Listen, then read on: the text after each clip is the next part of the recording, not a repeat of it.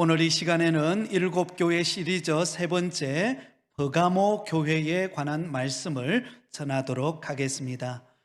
기독교 작가 리차드 니버가 지은 그리스도와 문화라고 하는 책이 있습니다.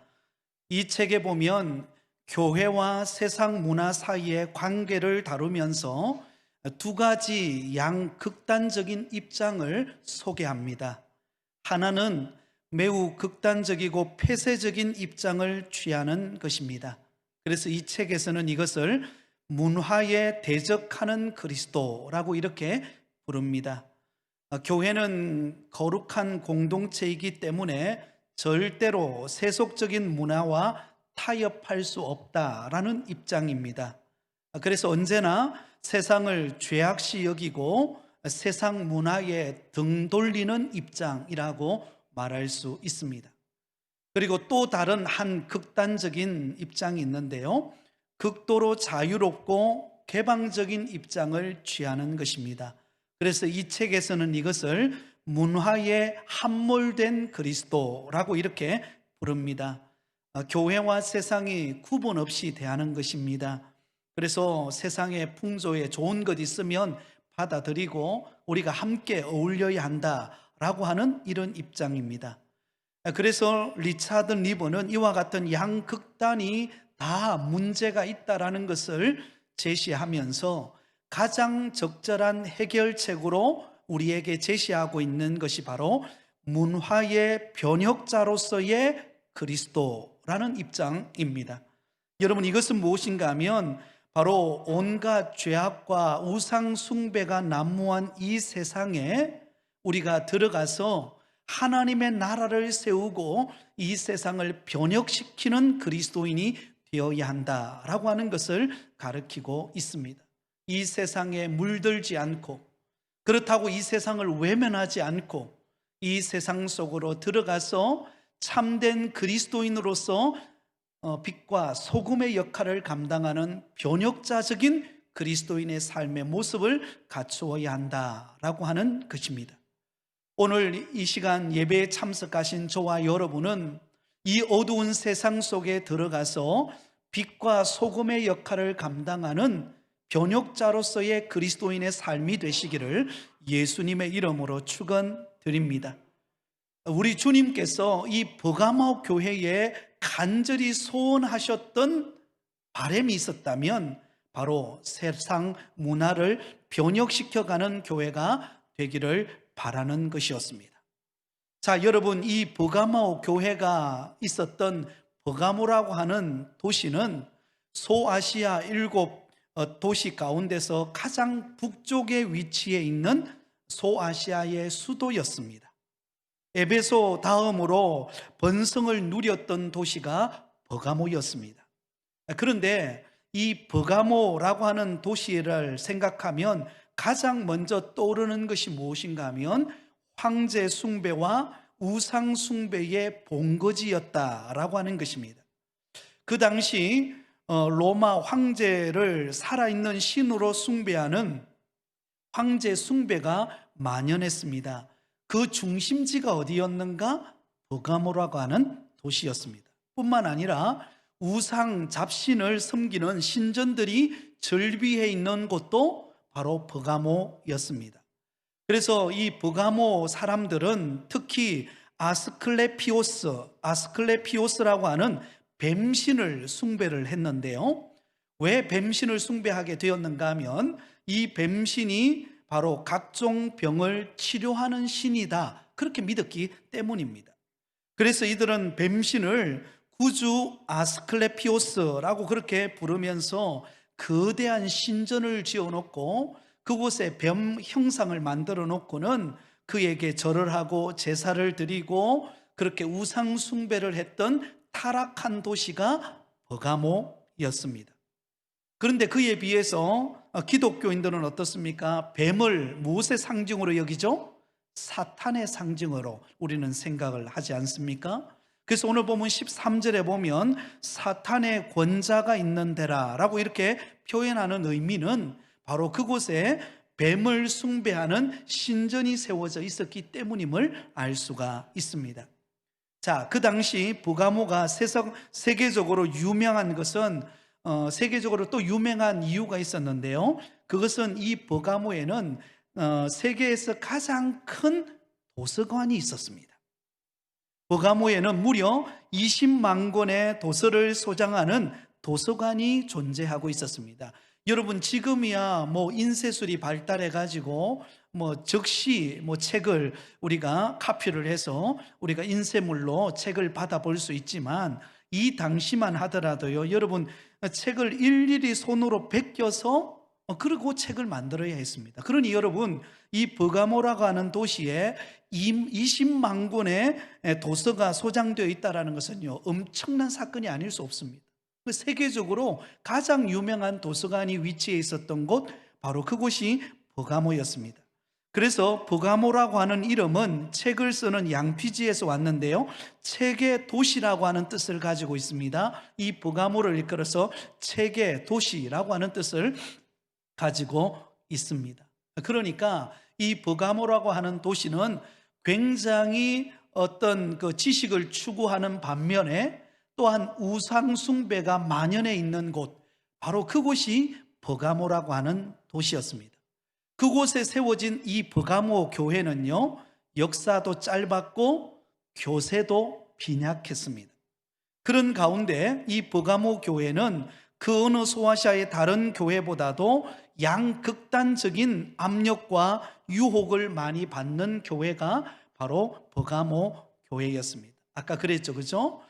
세속으로부터 벗어나서 오직 쉽게 말하면 은둔적인 교회 생활을 해야 된다라고 하는 유혹을 받았고, 또 문화에 함몰되어서 세속적인 사람들처럼 어울러서 살아야 된다라고 하는 이런 세속의 문화로부터 유혹도 있었습니다.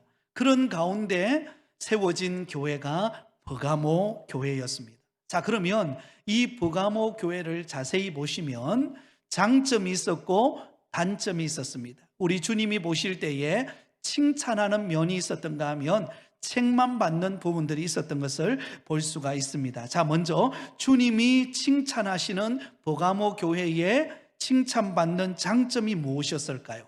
13절 말씀을 우리 같이 읽겠습니다. 13절입니다. 시작. 내가 어디 사는 것을 내가 아노니 거기는 사탄의 권자가 있는 데라. 내가 내 이름을 굳게 잡아서 내 충성된 증인 안디바가 너희 가운데 곧 사탄이 사는 곳에서 죽임을 당할 때에도 나를 믿는 믿음을 저버리지 아니하였도다. 자, 여기 보면 버가모 교회를 칭찬하고 있는 모습을 볼 수가 있습니다. 버가모 교회가 칭찬받았던 것은 무엇일까요? 이 버가모 교회는 주님의 이름을 굳게 붙잡은 교회였습니다. 주님의 이름을 굳게 붙잡은 교회. 여러분, 교회의 주인은 예수 그리스도이신 줄 믿습니다. 그 예수 그리스도, 그 이름을 굳게 붙잡고 세속의 문화에서 또 외부로부터 오는 여러 가지 압박과 핍박으로부터 흔들리지 않았던 교회가 바로 버가모 교회였습니다. 믿음의 순수성과 그리고 예수 그리스도에 대한 지조를 지켰던 교회, 바로 버가모 교회였습니다. 여러분, 이 버가모 교인들이 주님의 이름을 굳게 붙잡는 환경이었을까요? 사실은 그렇지를 못했습니다. 아까 제가 언급했던 것처럼 이곳에는 사탄의 권좌가 있는 곳이었습니다. 뱀신을 숭배하는 대표적인 도시가 버가모였습니다. 사탄의 본거지요, 또 황제 숭배 사상이 만연해 있는 곳, 그곳이 버가모였습니다. 그런 곳에서 여러분, 주님만을 믿고 굳게 붙잡고 흔들리지 않는다, 그거 쉬운 일이 아니죠. 외부로부터 오는 핍박과 유혹과 고난들로부터 이겨낼 수 있는 것, 여러분, 결코 그거 쉬운 것 아닙니다. 요즘에 지금 우리가 코로나19로 인하여서 참 우리가 믿음을 지켜가기가 쉽지 않는 시기를 우리는 보내고 있습니다. 오늘도 구청에서 왔다 갔어요. 와서 뭐 자리를 좀 거리두기를 띄워서 앉아라, 또 몇 명 들어가게 해라, 뭐 온갖 이런 지금 사회적 거리두기를 때문에 여러 가지 우리 주변에 어려움들이 참 많습니다. 여러분, 예전에 코로나19가 없던 시기만 하더라도요, 여러분, 우리가 마음껏 교회당에 와서 여러분 옆에 앉아서 같이 예배 드리고 함께 교제하고 함께 식사 나누고 하는 이런 그 기쁨과 그런 즐거움이 있었습니다. 여러분, 어제 김장을 담았습니다. 김장 담아서 제가 처음으로 우리 교회당에 밥을 먹었어요. 저는 우리 교회가 밥이 이렇게 맛있는 거 전 처음 알았습니다. 와, 동태찌개도 맛있고요. 그 김장을 했는데 김장 안에 들어간 뭡니까? 그 양념된 그 고춧가루와 또 굴과 또 이게 무를 썰어 넣어서 송송송송 썰어 넣어서 그 배합이 기가 막혀. 여러분 한번 드셔보세요. 너무 맛있게 만든 거예요. 너무 많이 먹어가지고 나중에 소화시킨다고 혼났는데요. 아, 정말 맛있더라고요. 야, 정말 이렇게 맛있게 만든 이 김치를 함께 주일마다 우리가 함께 나눠 먹으면서 교제하면서 아이고 어떻게 지냈냐고 서로 격려하고 축복, 이런 문화가 교회 문화 아닙니까? 그죠? 이런 교제가 풍성해야 여러분 교회 와서 은혜 받고 같이 교제하는 이런 즐거움이 있어야 하는데, 지금 우리는 이 코로나19 시기를 보내면서 우리가 그런 기쁨과 그런 은혜를 많이 우리가 잃고 있습니다. 또 외부적으로도 굉장히 교회를 향하여 또 이렇게 따가운 시선으로 바라보고 있는 이런 상황입니다. 그럼에도 불구하고 버가모 교회가 주님을 향한 믿음이 흔들리지 않았던 것처럼 저와 여러분의 신앙이 굳건하시기를 예수님의 이름으로 축원드립니다. 또한 여러분, 이 버가모 교회가 칭찬받았던 것은요, 버가모 교회 안에서 순교자가 나왔다라는 사실입니다. 여러분, 버가모 교회 안에는 순교자가 나왔는데요, 그 중에 한 사람이 안디바라고 하는 사람이었습니다. 이 안디바는 어떤 죽음의 위협 가운데서도 신앙의 절개를 포기하지 않고 오직 주만 바라보았던 믿음의 사람이었습니다. 여러분, 이 안디바가 누구인가에 대하여 오늘 본문은 자세하게 우리에게 알려주지 않습니다. 아마 이 버가모 교회가 낳은 순교자 중에 대표적인 어떤 리더, 어떤 그런 중직자가 아닐까, 그렇게 예상하고 있습니다. 그 당시 뱀신을 숭배하는 버가모 지역의 사람들로부터, 황제 숭배하는 정치인들로부터 끊임없는 핍박과 압박과 고난 속에서도 믿음의 절개를 지켰습니다. 전설에 따르면 이 안디바가 순교를 당하는데요, 어떻게 순교를 당하는가 하면 불로 담근 노새라고 하는 큰 노새가 있는데 그 노새 아래다가 뜨겁게 불을 달굽니다. 그리고는 그 뜨거운 노새 안에다가 이 안디바를 넣어서 그 안에서 태워서 죽였다고 합니다. 마치 우리 일제시대의 신사참배를 거부했던 순교를 당한 주기철 목사님과 같이 어떤 면은 정말로 처참한 죽음을 맞이하게 되었습니다. 그럼에도 불구하고 예수 그리스도를 믿는 믿음의 절개, 그것을 포기하지 않는 교회가 바로 버가모 교회였습니다.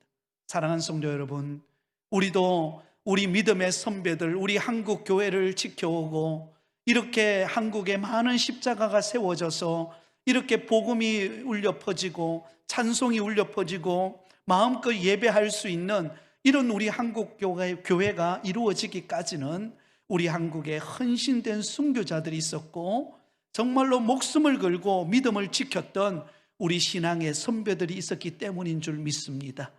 여러분, 우리 부곡교회도 그렇더라고요.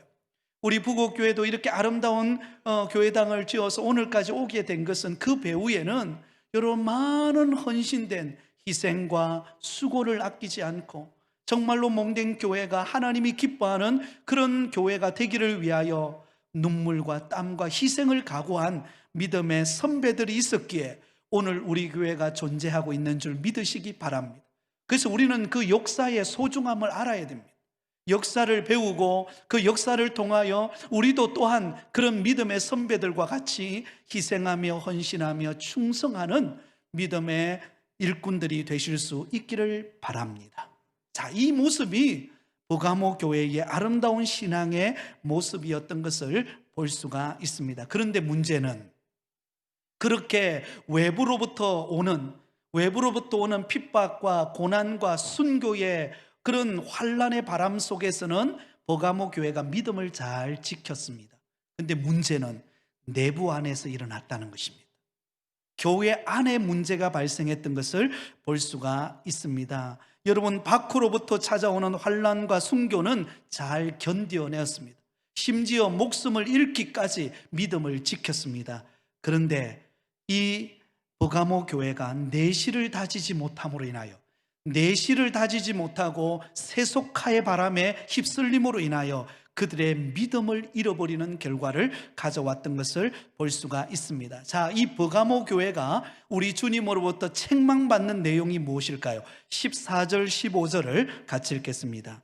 시작. 그러나 내게 두어 가지 책망할 것이 있나니 거기 내게 발람의 교훈을 지키는 자들이 있도다. 발람이 발락을 가르쳐 이스라엘 자손 앞에 걸림돌을 놓아 우상의 제물을 먹게 하였고 또 행음하게 하였느니라. 이와 같이 내게도 니골라 당의 교훈을 지키는 자들이 있도다. 자, 여기 보면 외부로부터 오는 핍박, 그 당시 우상을 숭배하고 뱀신을 섬기고 그리고 황제 숭배를 따르는 그런 정치인들, 그런 경제인들, 그런 주변의 사람들로부터 오는 핍박과 고난과 시련은 느끈히 이겨냈어요. 그런데 문제는 내부 안에 있었다는 것입니다. 교회 내부 안에서 문제가 발생하게 되어졌습니다. 그 내용은 무엇인가? 책망받았던 내용은 무엇인가? 두 가지로 나눠 볼 수 있습니다. 하나는 타락한 목회자에 있었고, 또 다른 하나는 세속에 물든 성도들이 문제였습니다. 자, 먼저 여러분, 발람과 같은, 오늘 본문에 보면 발람이라고 하는 사람을 소개하고 있는데요, 이 발람은요 탐욕에 사로잡힌 선지자입니다. 탐욕에 사로잡혀서 자신에게 주어진 사명을 감당하지 못한 타락한 교역자의 모습을 보여줍니다. 여러분, 교회 안에는 목회자가 굉장히 중요합니다. 어떤 목회자가 목회하느냐, 그 교회의 승패를 좌우합니다. 그래서 여러분, 교육자들을 위하여, 부족한 저를 위하여 늘 기도해 주시기 바랍니다. 하나님의 말씀 앞에 서서 초심을 잃지 않고 하나님의 말씀대로 성도들을 사랑하고 목회할 수 있도록 기도해 주시기 바랍니다. 근데 오늘 본문에 보면 이 버가모 교회를 목회했던 목회자가 타락해버렸다는 것입니다. 자, 여러분, 여기 보면 이렇게 말하죠. 그러나 내게 두어 가지 책망할 것이 있나니 거기 내게 발람의 교훈을 지키는 자들이 있도다. 이 발람이 누구인가? 이 발람은 타락한 선지자를 대표하는 사람입니다. 이 발람은 물질의 욕심에 사로잡히고 권력의 욕심에 사로잡히고 그리고 자기만을 위하여서 사는 그런 선지자의 대표적인 사람이었습니다. 이 발람에 관한 이야기가 민수기 22장에서 무려 25장까지 3장에 걸쳐서 긴 장을 소개하고 있습니다. 자, 이 발람은 어떤 인물인가 하면 이스라엘 백성들이 애굽을 탈출해 오다가 모압 족속과 전쟁을 하게 됩니다. 그 당시 이 모압 족속의 왕이 누구였는가 하면 발락이라고 하는 사람이었습니다. 이름이 비슷하죠. 발락이라고 하는 왕이었는데 이 발락이 이 발람을 유혹합니다. 발람에게 돈을 주고 매수를 합니다. 그리고는 거짓된 예언을 해달라는 거예요. 이스라엘 백성들에게 저주하는 말을 해달라는 것입니다. 그러면 내가 너희에게 보상을 해주겠다, 너가 달라는 대로 내가 다 주겠다, 이렇게 말을 합니다. 그러자 처음에는 발람이 그것을 거부하죠. 왜냐하면 어떻게 목회자가 자기 민족 이스라엘 백성들을 저주할 수 있습니까? 그럴 수 없죠. 그리고는 나는 그럴 수 없다, 나는 목회자다, 이렇게 거부를 합니다. 그런데 이 발락이 계속해서 그에게 물질 공세로 그의 마음을 유혹합니다. 그러자 이 발람이 거기에 넘어가요.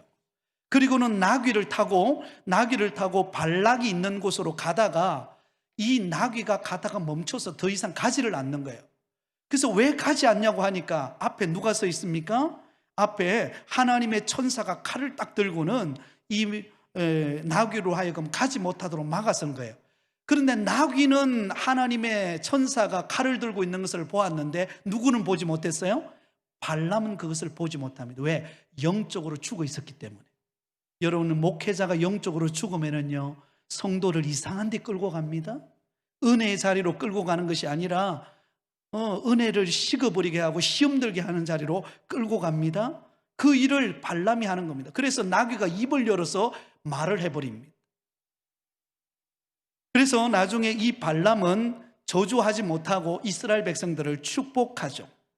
그러자 계속해서 발락은 이 발람의 마음을 어떻게든지 사로잡아서 이스라엘 백성들을 괴롭히고 저주하게 하려고 했을 때 이 발람이 발락에게 무서운 흉계를 알려줍니다. 그게 잘못이에요. 뭘 가르쳐 주는가 하면 이스라엘 남자들을 유혹해서 모압의 여인들을 취하여서 음행하게 해라. 그러면 이스라엘 백성들이 타락할 것이다. 이걸 알려주는 거예요. 여러분 생각해 보세요. 어떻게 목회자가 성도들에게 타락하는 방법을 가르쳐 줍니까? 이거 있을 수 없는 일이죠. 있을 수 없는 일이죠. 그런데 그렇게 합니다. 왜? 돈에 매수되어 버리고 권력에 매수되어 버렸으니까, 영적으로 죽어버리니까요. 하나님의 바른 진리를 가르쳐야 될 목회자가 잘못된 가르침을 가르치고 오히려 성도들로 하여금, 이스라엘 백성들로 하여금 타락하게 하고 행엄하게 하고 죄를 범하는 자리로 이끌어오게 되었습니다. 여러분, 이 발람의 가르침을 따라 발락이 모함 여인들을 이스라엘 남자들에게 붙여줍니다. 그러니요, 그 순간 무너져버리고 말았습니다. 이스라엘 남자들이 유혹을 받아서 우상숭배와 음행에 빠져서 여러분 타락해버리고 말았던 것입니다. 그 일을 했던 사람이 누구인가? 발람 선지자였다라는 것입니다. 여러분, 이 버가모 교회 안에 외부적으로 들어오는 수많은 핍박과 고난과 시련은 믿음의 절개를 지키고 순교자가 나올 만큼 신앙으로 버텨내었어요. 그런데 그 내부 안에, 그것도 성도들을 바른 진리로 가르치고 성도들을 분별하게 하고 영적으로 깨어있게 해야 될 영적 지도자였던 발람과 같은 그런 영적 지도자들이 도리어 세상의 유혹에, 탐욕에 사로잡혀서 하나님의 진리를 거부하고 불의한 것들을 가르칠 때 결국은 타락하는 현상이 벌어지고 말았다는 것입니다. 여러분, 그러므로 우리는 몸된 교회를 섬기는 목회자가 타락하지 않도록 기도해야 할 줄 믿습니다.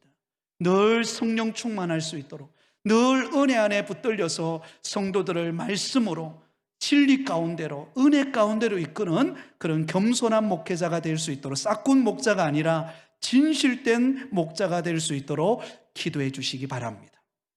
그런데 또 한 가지는요, 성도들 역시, 교인들 역시 니골라당의 가르침을 쫓는 자들이 되어버렸다는 것입니다. 안 그렇겠습니까? 깨어있는 영적 지도자가 바르게 가르쳐야 성도들도 바르게 따라올 것인데, 가르쳐야 될 영적 지도자가 타락해버렸는데 성도들이 오죽하겠습니까? 그들이 니골라당의 가르침을 쫓아가게 되었습니다. 이 니골라당의 교훈이 무엇인가 하면 상황윤리주의자들이었습니다. 이것은 그때 다른 거예요. 그때 그냥 적당주의, 그냥 적당하게 그냥 세상과 어울려서 그냥 좋은 게 좋다고, 교회 와서는 믿음 좋은 것처럼 세상에 가서는 세상 사람들처럼 이렇게 살아도 된다라고 주장하는 사람이었습니다. 상황에 따라 음행을 해도 괜찮고 우상의 제물을 먹어도 되고, 신앙이란 꼭 그렇게 유달리 신앙생활할 필요 있느냐, 그냥 세상처럼 적당히 살다가 주일날 한번 교회 와가지고 그냥 믿음 좋은 것처럼 예배하고 찬양하고 그러면 되지, 굳이 이 험악한 세상, 힘들고 이 코로나 시기고 이 위기 가운데 있는 이런 상황에서 그렇게 믿음으로 살려고 애쓸 필요 뭐가 있느냐, 그냥 상황에 따라 살아라. 이 가르침이 니골라당의 가르침이에요. 근데 그게 매료돼 버린 것입니다. 여러분, 외부적인 압박에 있어서는 그 당시 우상숭배와 그리고 온갖 시련들로부터는 그들이 믿음의 절개를 지키고 이겨냈는데, 내부적으로 적당주의에 사로잡혀 버렸습니다.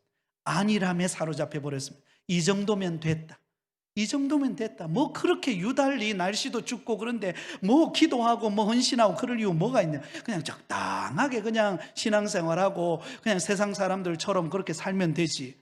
근데 여러분, 그것으로 인하여서 이 버가모 교회가 영적인 능력을 상실해 버렸다는 것입니다. 그래서 우리 주님으로부터 책망받고 있는 것을 볼 수가 있습니다. 사랑하는 성도 여러분, 믿음의 길을 들어선 저와 여러분은 승리하는 그날까지, 주님이 부르시는 그날까지 흔들리지 말아야 될 줄 믿습니다. 우리는 표대를 향하여 달려가는 성도들입니다. 여러분, 이제 우리가 어느 직분을 맡고 교회가 리모델링 되고 환경의 문이 열렸다고 이제 다 됐다? 아니요. 다 됐다고 생각하는 순간 넘어질 수 있습니다. 우리는 주님 앞에서는 그날까지 믿음으로 달려가야 합니다. 더 힘내야 합니다. 더 마음을 모으고 기도하면서 더 헌신하면서 주의 복음 전하는 일꾼들이 되실 수 있기를 바랍니다. 제가 어제 오전에 제가 말씀을 전했잖아요. 그 헤어샵에 가서 머리를 다듬는데 그 잠시 만난 그 사람을 통해서 이렇게 우리 교회를 소개할 수 있었던 것, 가만히 생각하면서 돌아오면서 제가 그런 생각이 드는 거예요. 아, 이 코로나 시기라고 해서 전도의 문이 막힌 게 아니구나. 내 마음이 막혔을 뿐이지. 그런 생각이 들더라고요. 코로나 시기고 어렵다고 해서 다 어렵다 생각하고 내 마음 문을 딱 닫아놓으면 누가 들어오겠습니까? 누가 예수 믿고 누가 구원받고 누가 은혜 받겠습니까? 내가 마음의 문을 열고 오히려 어려울수록, 오히려 힘들수록 세상 사람들은 더 외롭고 더 지치고 더 상실된 마음을 가진 사람들이 우리 주변에 많구나. 그들에게 우리가 찾아가서 우리가 거리두기를 하지만 그들에게 내가 만난 예수 그리스도를 소개하고 우리 교회를 전하고 정말로 내가 만난 주님의 은혜를 더 충만하게 경험하기 위하여 기도하며 매달릴 때 하나님께서 그런 곳에 은혜를 주시고 부흥의 문을 여실 줄 믿습니다. 사랑하는 여러분, 신앙의 허리를 동이시기 바랍니다. 지금은 깨어서 기도할 때입니다. 지금은 여러분 우리가 주의 복음을 담대하게 전할 때입니다. 지금 여러분 우리가 일어나서 하나님의 위대한 사명을 위하여 열정을 불태울 때인 줄 믿으시기 바랍니다. 그렇지 않으면요, 오늘 본문에 등장하는 이 버가모 교회가 딴 교회가 아니에요. 나 자신이 그런 모습일 수 있습니다. 적당주의, 안일주의, 이 정도면 됐다. 여러분, 된 게 아닙니다. 그건 퇴보하고 있는 거예요. 사도 바울도 나는 이미 얻었담도 아니요 이루었담도 아니야. 나는 날마다 표대를 향하여 달려가노라. 여러분, 부르심의 상을 향하여 달려가시기 바랍니다. 2020년도 한 해가 이제는 마무리되어 가는 송년의 시기를 맞이했습니다.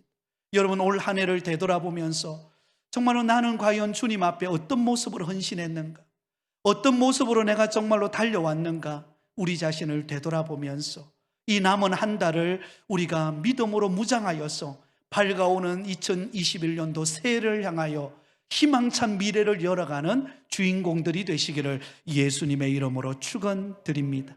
자, 여러분, 이 안일함에 빠져버린, 세속에 물들어버린 이 버가모 교회를 향하여 우리 주님의 무엇을 촉구하고 있습니까? 16절입니다. 우리 같이 읽겠습니다. 시작. 그러므로 회개하라. 그리하지 아니하면 내가 내게 속히 가서 내 입에 금으로 그들과 싸우리라. 회개하라는 것입니다. 여러분, 회개는 단순히 눈물 흘리는 것을 말하지 않습니다. 돌이키는 것을 말합니다.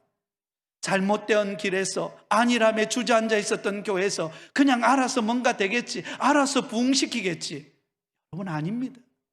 새로운 변화와 도전이 필요한 것입니다. 나 자신을 새롭게 하는 일이 필요한 것입니다.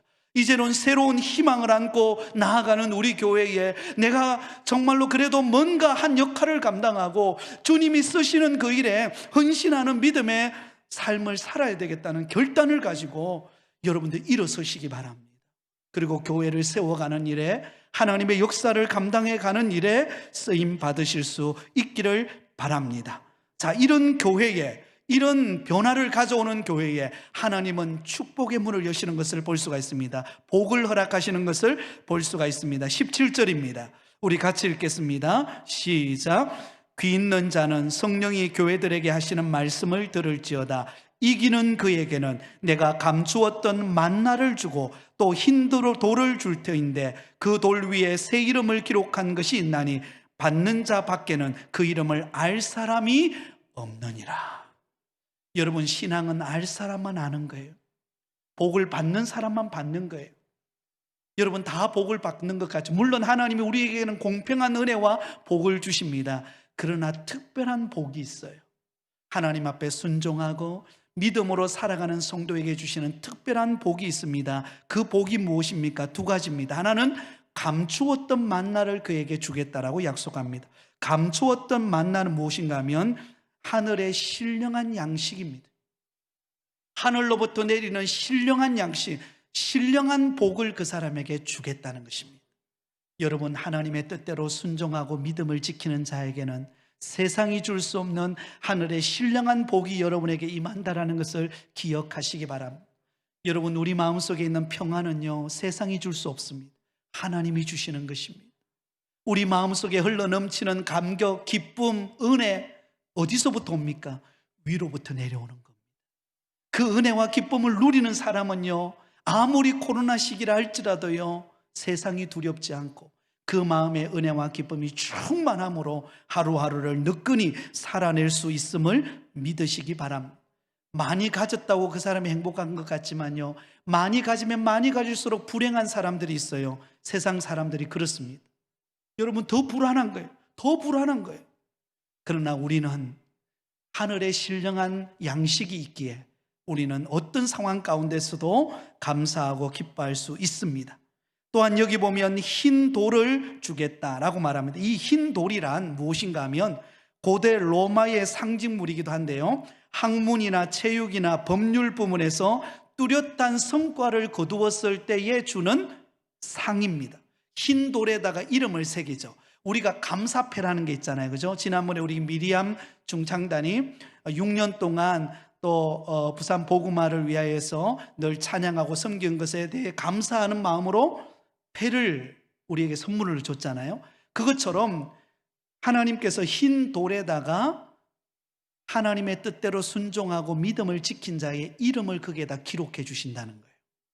그리고 영원히 변하지 않는 하늘의 신령한 상을 우리에게 선물로 주신다는 것입니다. 사랑하는 성도 여러분, 우리가 믿음을 지키고 주를 위하여 헌신하면 주님 앞에 섰을 때에 저와 여러분이 감사패를 받을 겁니다. 그 흰 돌에 여러분의 이름이 기록되어져 있는, 아멘? 여러분의 이름이 기록되어져 있는 누구누구는 몇 년 몇 월부터 몇 년 몇 월까지 이 땅에 살면서 하나님의 영광을 위하여 몸된 교회를 위하여 충성하였으므로 이 상을 드립니다. 그리고 여러분들에게 흰 돌을 주실 거예요. 그리고는 우리에게 하나님께서 부상으로 우리에게 선물을 주실 줄 믿습니다. 그 영원한 하나님의 상급을 받게 될 것입니다. 그러므로 여러분, 주님 앞에서는 그날까지 우리는 뒷걸음질 치지 말고 주님을 향하여 믿음으로 달려가고 내게 주신 사명, 몸된 교회를 돌아보며 충성되이 그 사명 감당함으로 하나님 앞에 아름답게 쓰임받는 믿음의 증인들이 되시기를 예수님의 이름으로 축원드립니다.